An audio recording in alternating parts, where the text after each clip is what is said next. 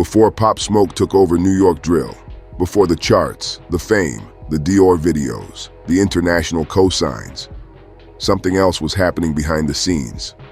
Something almost no one knew about until now. A quiet NYPD investigation slowly forming around him. Not because of his music, but because of the people around him, the neighborhood he came from, and one mistake that the police believed they could use as leverage. The man who revealed all this wasn't a blogger or someone chasing views. It came straight from former NYPD Chief John Chell, a veteran with decades inside the department. On November 27, 2025, during an episode of The John Rondi Show, Chell finally spoke publicly about the case they were building around Pop Smoke in 2019 and early 2020, the months right before Pop was killed in Los Angeles. Chell painted a picture of a young superstar rising too fast, too bright, while still connected to the same neighborhood he grew up in. According to him, Pop wasn't some mastermind or criminal leader. He was charismatic, powerful, and talented, but still tied to Canarsie, a place the NYPD viewed as a hotspot for crews with deep histories and long-standing rivalries.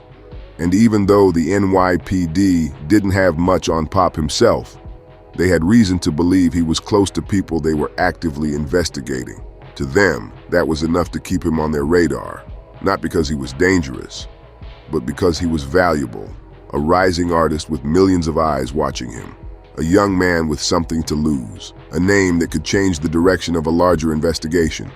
Chell explained it in one sentence.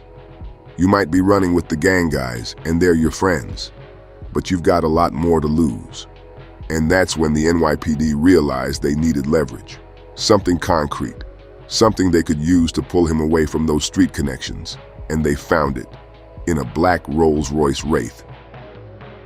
The turning point in the NYPD's interest in Pop Smoke came from a moment Chell described almost casually, but behind closed doors, it meant everything.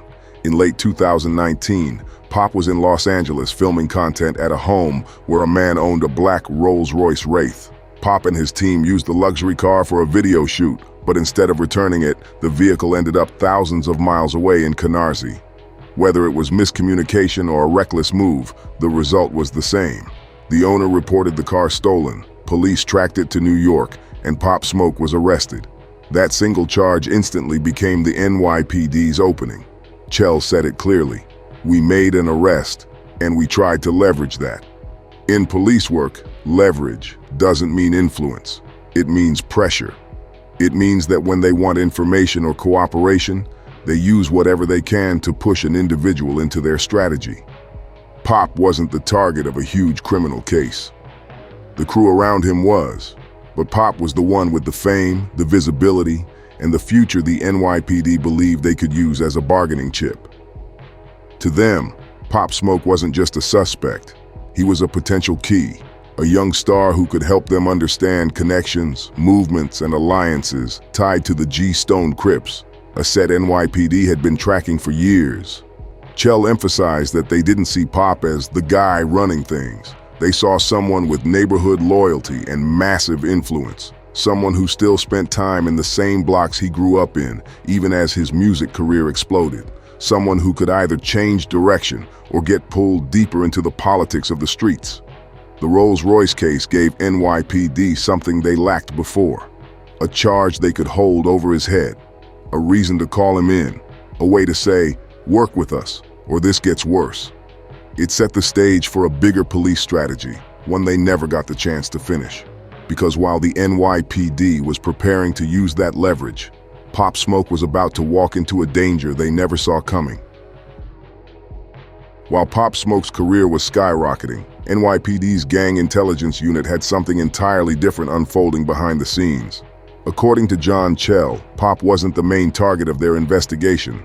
He was more like someone caught in the orbit of a much bigger case. NYPD was quietly tracking a wider network connected to the G-Stone Crips, a group with long-standing ties in Brooklyn. Chell made it clear the department didn't have strong charges on Pop himself. There were no major violent cases tied to his name, no secret files accusing him of leading anything.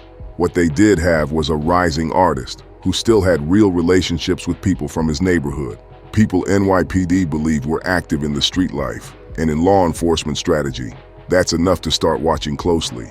Not because Pop was dangerous, but because he was valuable to the case they were building. Chell revealed that Pop's rapid success created a rare situation. Someone famous enough to be noticed everywhere, but still connected enough to offer NYPD insight into the crews they were already targeting. It wasn't about Pop being guilty. It was about him being in proximity to individuals they wanted.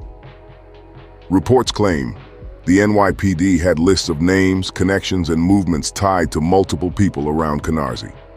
They were tracking patterns, mapping relationships, and watching which rising neighborhood figures could shift those dynamics.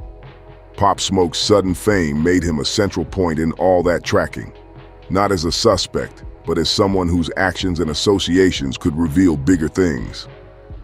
Their overall strategy was simple: use Pop's legal situation, apply pressure quietly, encourage him to distance himself from any crew activity, and potentially use his influence to help NYPD understand the bigger picture. But Chell admitted they never got that far. Their case was still being cultivated, still forming, still incomplete. And then one night, hours before dawn, everything changed. Not in Brooklyn, not in New York, but in a luxury rental home on Hercules Drive in Los Angeles, where Pop Smoke's life was about to collide with 4 teenagers who had no idea how much their actions would echo across the world. While NYPD was quietly shaping a long-term strategy around Pop Smoke, a completely different danger was forming on the opposite side of the country. On February 19, 2020, inside a rented home on Hercules Drive in the Hollywood Hills, Pop Smoke unknowingly stepped into the most life-changing moment of his career, and the moment that would end NYPD's entire investigation before it ever became official. The final sentencing documents from 2025 revealed details the public never fully understood. According to Corey Walker's admissions, the group who targeted Pop that night weren't masterminds or seasoned criminals. They were teenagers chasing a quick score. They scrolled through Pop's Instagram earlier that day, saw the shopping bag with the address exposed, saw the luxury items inside the home, and believed there was money to take. At 2:05 a.m., Walker drove one teen past the house to check it out. Lights on, movement inside, a rented home in a wealthy neighborhood. 2 hours later, around 4 a.m., they returned with masks, gloves, and a plan. Walker stayed outside with the car lights off. He kept an open line of communication as the teens entered. One carried a 9mm firearm, a weapon Walker admitted to providing.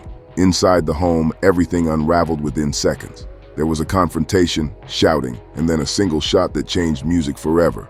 Someone on the East Coast watching the home's security cameras called 911. LAPD arrived within minutes and rushed Pop Smoke to Cedars-Sinai, but he didn't survive.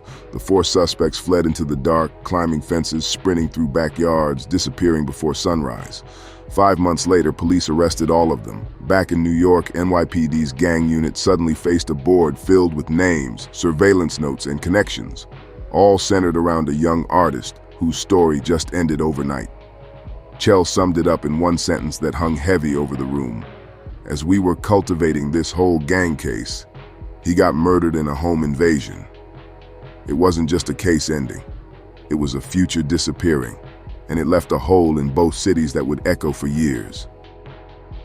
After the tragedy in the Hollywood Hills, the legal battle stretched on for years. Each suspect's case played out differently, and it wasn't until 2025 that the final chapter of the courtroom saga officially closed.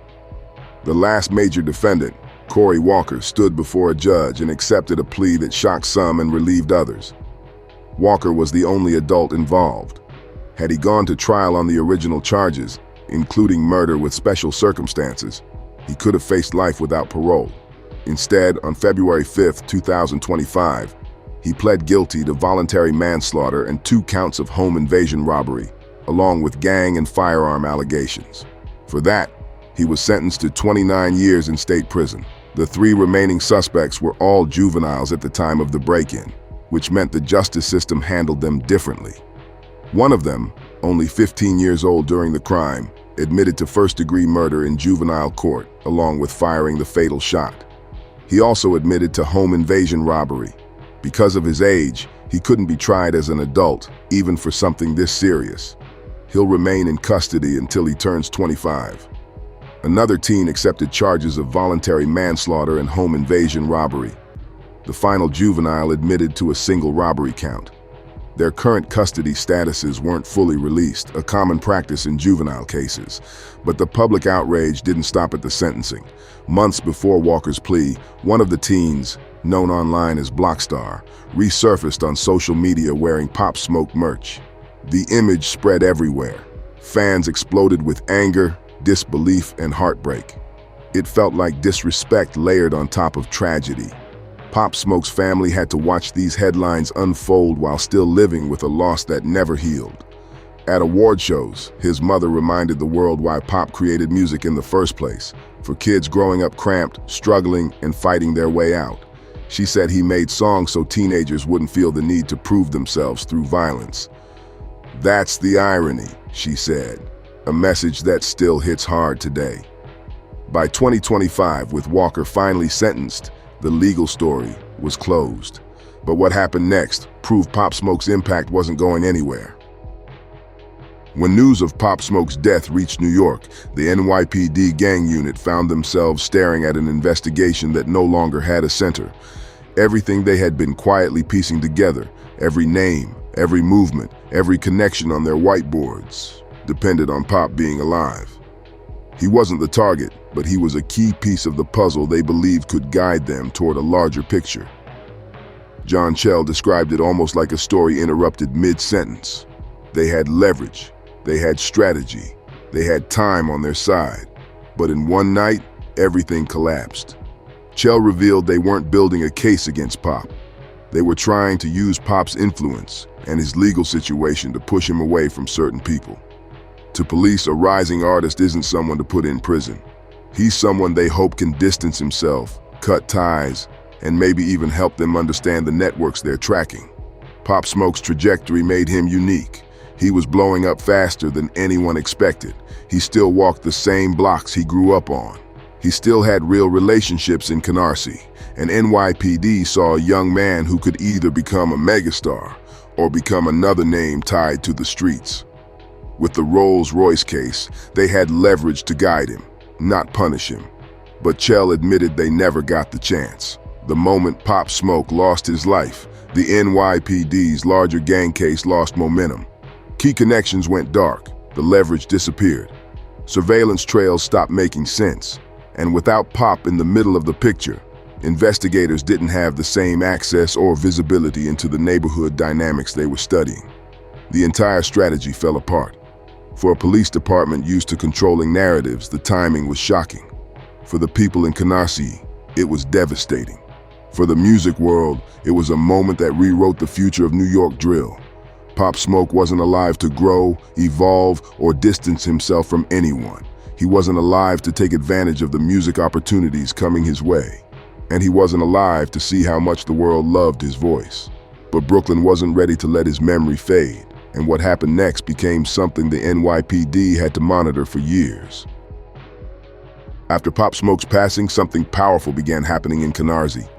Every summer, the neighborhood united to honor him, and what started as a community gathering slowly turned into a major annual event, Pop Smoke Day. The energy was part celebration, part grief, and part a reminder of how deeply his voice and presence were rooted in Brooklyn culture. By July 20th each year, Pop's birthday, huge crowds began filling the streets. Music blasted from speakers, kids danced, drill teams performed, and local artists paid tribute to the star who put their neighborhood on the map. Vendors showed up, food trucks lined the blocks, and community leaders spoke about Pop's impact. But with all the love came something else, something the NYPD couldn't ignore. The same crews NYPD had been tracking for years also showed up at these gatherings. People with old tensions, old conflicts, and complicated histories would mix into the same crowd that included families, fans, and young people celebrating Pop's legacy. John Chell said it plainly. Years after that, there was always a Pop Smoke Day in Canarsie. We had to put a lot of cops there because a lot of gang members showed up. It got dangerous. Not dangerous because of Pop, not dangerous because of the community, but dangerous because Pop Smoke was a symbol, a powerful one. Someone loved by every side of Canarsie, someone who still represented loyalty, pride, and the streets, even in death. To police, that meant large crowds filled with people who normally never stood that close to each other. To the neighborhood, it meant unity, even in tension, because for one day, the entire community came together to honor someone who made them feel seen. In 2025, Brooklyn officially declared July 20th as Pop Smoke Day, making it a recognized celebration. It included DJ sets, basketball games, performances, giveaways, kids' activities, and community speakers. The Shoot for the Stars Foundation partnered with local groups to make it feel like a real festival, something Pop himself would have been proud of. But behind the scenes, the NYPD wasn't celebrating. They were monitoring, watching, hoping that a positive celebration didn't turn into something darker. Pop Smoke was gone, but the world was still reacting to everything he represented. And that tension between love and danger, celebration and caution, became part of his legacy. Pop Smoke's legacy grew bigger after the NYPD case collapsed, bigger after the investigation ended. He became the soul of Brooklyn drill. He became a symbol of possibility and a warning about how fast it all can disappear. He became a name that New York had to honor and protect, not investigate. The NYPD wanted leverage, they wanted direction, they wanted control. But destiny took the story somewhere they couldn't reach. Pop Smoke's rise was unstoppable, his loss was unforgettable, and his legacy became something bigger than any case file they ever tried to build. In the end, the NYPD didn't get to finish their investigation, but the world finished Pop Smoke's legacy for them. Through his music, his voice, his impact, and the community that still shows up every year to say his name. Loud, proud, and unfiltered. Pop Smoke didn't just live a story, he left one behind.